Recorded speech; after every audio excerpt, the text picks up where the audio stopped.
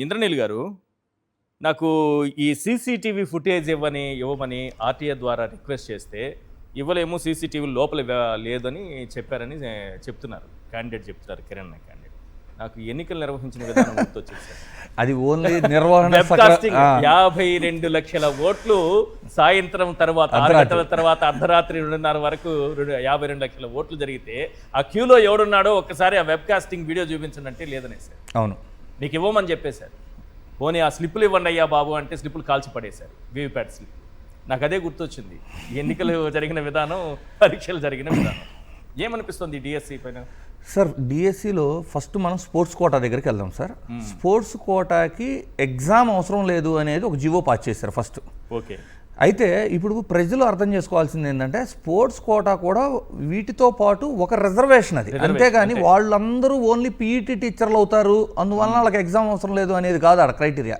Sports కోటాలో select అయిన వాళ్ళు సైతం టెట్ బీఈడి వాళ్ళు చేసిన క్వాలిఫికేషన్ బేస్ చేసి డిగ్రీస్ అది ఉండారా అని వాళ్ళకి అది, అంటే మ్యాథ్స్ టీచర్ అవ్వచ్చు, సైన్స్ టీచర్ అవ్వచ్చు వాళ్ళు. సో అన్ని వీళ్ళు కూడా రేపు పాఠాలు చెప్పాల్సినప్పుడు వాళ్ళకి ఎగ్జామ్ తీసేయాల్సిన నెసిటీ ఏమొచ్చింది? ఫస్ట్ అసలు అక్కడే స్టార్ట్ అయిపోయింది. రెండు చాలా తక్కువ ఉంటాయి. స్పోర్ట్స్ అంటే అఫీషియల్లీ కన్సిడర్ చేసే స్పోర్ట్స్ను మాత్రమే కౌంట్ చేయాలి. అండ్ ఆ స్పోర్ట్స్లో కూడా అంటే ఇప్పుడు మనకి ఎన్సీసీ ఉంటుంది సార్. ఎన్సీసీలో కూడా ఒక గ్రేడింగ్ ఉంటుంది. అంటే నువ్వు రాష్ట్రపతి పెరేడ్కి వెళ్ళి చేస్తుంటే నీకు ప్రయారిటీ ఫస్ట్ ఉంటుంది అలా. ఈ స్పోర్ట్స్లో కొత్తగా మొత్తం స్పోర్ట్స్ 67 క్రీడలకి యాడ్ చేశారు 29 నుంచి. సో ఇవన్నీ కూడా అవకతవకలకు ఆస్కారం ఇచ్చే పరిస్థితులు ముందు నుంచి స్టార్ట్ అయిపోయింది. ఇంకొకటి నేను చెప్పాలనుకున్న పాయింట్ ఏంటంటే సార్, మేము డిఎస్సి నిర్వహించాం, ప్రతిసారి మేమే నిర్వహిస్తున్నాం అని చెబుతున్నారు కదా. 2018లో అంటే విభజిత ఆంధ్రప్రదేశ్లో జరిగిన మొదటి డిఎస్సి 2014 జరిగింది. నెక్స్ట్ 2018 జరిగింది. 2018 ఎగ్జామ్ కంటే ముందు సార్ ఇది పేపర్ అండ్ పెన్ను, అందరి అభ్యర్థులకి ఒకటే ప్రశ్నాపత్రము, అంటే ఒకటే అవకాశం, అంటే ఈక్వల్ ఆపర్చునిటీ ఉండేది. 2018లో ప్రశ్నాపత్రాల లీకేజ్ని అరికట్టడం కోసమే మేము కంప్యూటర్ బేస్డ్ ప్రొసీజర్ తీసుకొచ్చాము అని చెప్పి ఇప్పుడు ఏమవుతుంది, ఇందులో ఎన్ని లోటుపాట్లు ఉంటాయో చూడండి. ఇప్పుడు విద్యార్థులు కానివ్వండి, మేధావులు కానివ్వండి, అందరూ చెబుతుంది ఏంటంటే ఈ ఆన్లైన్ ఎగ్జామ్ కంటే కూడా మీరు ఆఫ్లైన్లో ఒకేసారి ఒకే సెషన్లో ఒకే ప్రశ్నాపత్రంతో ఇవ్వండి. సో అందరికీ ఒకటే అవకాశం ఉంటుంది, ఈక్వల్ ఆపర్చునిటీ. ఇప్పుడు ఏం చేస్తున్నారు, దీన్ని 10 రోజులు 12 రోజులుగా కొన్ని సెంటర్స్ సెలెక్ట్ చేసుకొని ఆ ఎగ్జామ్ రన్ చేస్తుంటే ఒక సెషన్లో రాసిన వాళ్ళకి ఉండే ప్రశ్నాపత్రం వేరు, ఇంకో సెషన్లో రాసిన వాళ్ళకి ఉండే ప్రశ్నాపత్రం వేరు. సో అంటే ఏమవుతుంది, ముందు ఆపర్చునిటీ అందరికి ఈక్వల్గా లేదు. ఇది ప్రశ్న అంటే ఒకళ్ళకి ఈజీగా రావచ్చు, ఒకళ్ళకి టఫ్గా రావచ్చు. సో దీన్ని ఏం చేస్తున్నారు, నార్మలైజేషన్ ప్రొసీజర్ చేస్తున్నాం మేము అంటున్నారు. అంటే ఏంటి, ఇప్పుడు నేను 100 మార్కులు ప్రశ్నపత్రం రాశా, నాకు 80 మార్క్స్ వచ్చినాయి. ఈ నార్మలైజేషన్ వలన 80 మళ్ళీ 70 అయిపోయింది. అదేంటంటే ఇది ఈజీ పేపర్ అంట, ఇంకో చోట ఉన్నది టఫ్ పేపర్ అంట, టఫ్ పేపర్లో వాళ్ళకేం పెరుగుతాయి అంట. ఇవన్నీ కూడా అంటే బ్యాక్ ఎండ్లో మనకు కావాల్సినట్లు మార్చుకునేటానికి అవకాశం ఉన్నదే నార్మలైజేషన్. రెండోది ఏంటి, మీరు చూడండి, మొదటి 2 సెషన్స్ అటెండ్ అయ్యారు, ఒక 2 బ్యాచ్లు ఎగ్జామ్ రాసినాయి.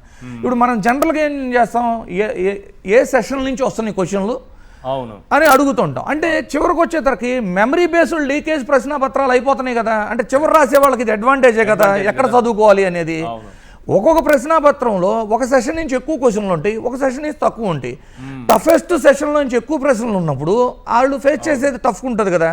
ఇన్ని ప్రాబ్లమ్స్ ఉండి 2018లో ఆన్లైన్ ఇదే మోడల్లో, ఆన్లైన్ కాదు కంప్యూటర్ బేస్డ్ రన్ చేసినప్పుడు అందరూ అభ్యంతరాలు చెప్పి నిరసనలు తెలిపినా కూడా అదే విధానాన్ని మళ్ళీ 2025లో కొనసాగించారు.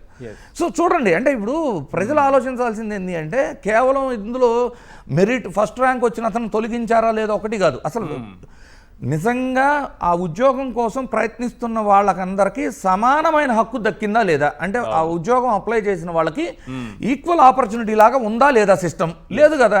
ఎందుకంత ఇప్పుడు సరే ప్రశ్నాపత్రాలు లీకేజ్ని అరికట్టడానికి ఇదంతా చేసామంటున్నారు, చివరికి వచ్చి ఏమైంది, అందులో పనిచేసే అతనికే ఫస్ట్ ర్యాంక్ వచ్చింది. సరే ఫస్ట్ ర్యాంక్ వచ్చినా కూడా మేము పారదర్శకతతో చేసాము అంటే అతనికి కూడా జాబ్ ఇవ్వండి, అంటే అతనికి కూడా ఆ ఎగ్జామ్ పేపర్ తెలియదు అంటే అతనికి కూడా జాబ్ ఇవ్వండి. అంతే కదా. వీళ్ళ విశ్వసనీయ అంటే వీళ్ళు ఒకవేళ కోర్టులు చెప్పినా కూడా కోర్టు ఆర్డర్స్ ఫాలో అయ్యే పార్టీ అని సార్ ఇదేమన్నా. 1998లో డిఎస్సి మళ్ళీ వీళ్ళ టైమే సార్. మీరు ఎప్పుడైనా డిఎస్సి చూసుకోండి, అందులో అవకతవకలు జరిగినాయి అని ఆరోపణలు వచ్చినా అదే నిరుద్యోగులు పాపం అధైర్యపడిన ఇవన్నీ ఎప్పుడు ఉంటాయి, కేవలం టీడీపీ అధికారంలో ఉన్నప్పుడే జరుగుతాయి ఇవన్నీ. 1998లో కూడా డిఎస్సి నిర్వహించి ముందు ఎగ్జామ్ కంటే ముందు అనౌన్స్ చేసిన కట్ ఆఫ్తో కొన్ని జిల్లాల్లో అభ్యర్థులు సరిపోలేదని కట్ ఆఫ్ మారిస్తే నువ్వేం చేయాలి, ముందు ఆల్రెడీ మీరు అనౌన్స్ చేసిన కట్ ఆఫ్కి సెలెక్ట్ అయిన మెరిట్ లిస్ట్ ఇచ్చినప్పుడు వాళ్ళకి నియామకాలు ఇచ్చి మిగిలిన ఖాళీలలో కట్ ఆఫ్ తగ్గించి కొత్త వాళ్ళని ఎత్తుక్కోవాలి. అలా చేయకుండా చేయటం వలన నిజంగా మెరిట్ వచ్చిన వాళ్ళందరికీ ఉద్యోగాలు దక్కక వాళ్ళు కోర్టులో పోరాడితే 2009లోనే ట్రిబ్యునల్ కోర్టు తీర్పు ఇచ్చింది వాళ్ళందరికీ ఉద్యోగాలు ఇవ్వమని. మళ్ళీ ఏం చేశారు వీళ్ళు చేసిన తప్పుని కవర్ చేసుకోవటమో లేదు అది ఇవ్వకుండా ఉండటం కోసం మళ్ళీ హైకోర్టుకి వెళ్ళారు వీళ్ళు. సుప్రీంకోర్టుని అప్రోచ్ అయింది ప్రభుత్వం. 2011లో మళ్ళీ కోర్టులన్నీ కూడా ట్రిబ్యునల్ కోర్టు ఇచ్చిన తీర్పుని తూచా తప్పకుండా అమలు చేయండి, వాళ్ళకి అన్యాయం జరిగిందంటే అప్పటి నుంచి ఇప్పటికి మధ్యలో వాళ్ళు మళ్ళీ అధికారంలోకి వచ్చారు, అయినా వాళ్ళు ఎవరికి న్యాయం చేయలే. అది గత మానవీయత దృక్పథంతో జగన్ గారు ఏంటంటే ఆ రోస్టర్ సిస్టమ్ ఇప్పుడు ఇన్ని డిఎస్సీల తర్వాత ఆ రోస్టర్ సిస్టమ్ అప్లై చేయలేము, కేవలం మెరిట్ ఆధారంగానే ఇవ్వగలమని చెప్పేసి కొంతమందికి న్యాయం, అందరికీ చేయలేదు సార్, అందరికీ చేయలేకపోయారు, కొంతమందికి చేయగలిగారు. మరి నెరవేరింది చాలా మందికి. ఇప్పటికీ మరి కొంతమందికి రాలేదు కదా. ఆ రోజు ప్రతిపక్షంలో తెగ మాట్లాడారు కదా వీళ్ళు, మీకు అధికారం వచ్చిన మీ టర్మ్లో జరిగిన డిఎస్సీలో అవకతవకలు జరగడం సర్వసాధారణం. 98లో జరిగినాయి, 2018లో ఇలాంటి పరిస్థితులే వచ్చినాయి, మళ్ళీ 2025లో మనం ఆరోపణలు చూస్తున్నాము.